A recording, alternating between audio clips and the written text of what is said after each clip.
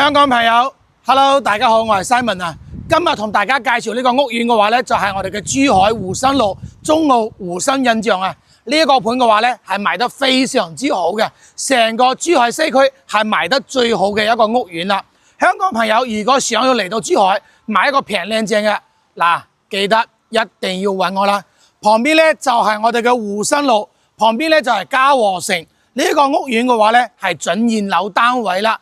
做得非常之靚仔，嗱，睇翻呢度，因為呢度咧適合於居住同埋度假，出行都係非常之方便。行我哋嘅香海大橋，去到我哋港珠澳大橋口岸，都係非常之近嘅。首期5萬蚊，你就可以上車一套珠海樓啦，月供4000蚊左右啊！嗱，睇翻佢嘅大堂，我哋上去實地嘅示範單位，去同大家講解一下，非常之靚仔啊！因為呢個屋苑我全部都係板樓設計，小高層，非常之靚，而且園林嘅話咧都係做得非常之好嘅。嗱，睇翻呢個平面圖，全屋咧都係智能家居啊！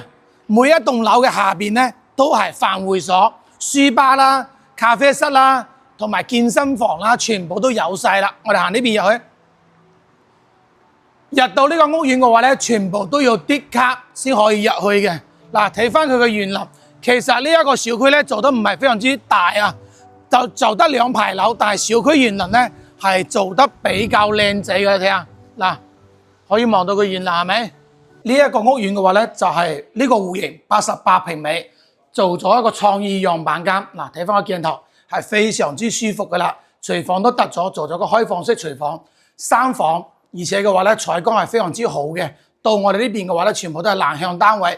望過去對面咧就係我哋嘅嘉禾城大型商超，而且陽台嘅話做咗封窗處理。當然啦，你實際交付嘅話咧，佢係冇做封窗嘅。3房2廳，嗱，其實每一間房間咧都係比較大嘅。佢唯一嘅缺點喺邊度咧？就係主人房冇獨立嘅洗手間，得一個洗手間啫。但係主人房咧都相對嚟講係比較大嘅。呢度有76、89同埋105、118 4個單位，而且嘅話咧都係賣得非常之好啊！76個方咧都係3房單位，全屋2房單位啊，76個方賣得非常之好嘅。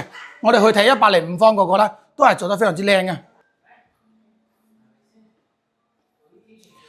105平米4房單位，橫廳設計，呢個房咧就北向單位啦，因為咧佢全部都係做咗示範單位，都係創意樣板間。都係有改動嘅，而且呢間房嘅話咧，廚房同埋客廳咧都係南北通。呢度咧實質上邊係有一間房喺度嘅。嗱，俾翻個鏡頭往入邊走。呢度交樓時間咧係今年嘅6月份同埋今年年底，有分2批交樓，而且主人房嘅話做得非常之大。你睇下，嗱，嗰邊係瞓覺嘅，呢邊咧係洗手台同埋淋浴間，全部都起晒呢度啦。而且呢間房嘅話，依家目前嘅話咧係成個湖新路交樓標準同埋相對講，出貨量咧都係比較大嘅。香港朋友，如果你過咗嚟珠海，想要揾珠海樓嘅，嗱，今日呢個單位咧，你哋一定要過嚟睇下，揾我帶你現場攞地價同埋攞靚樓層，訂閱我帶你睇啦。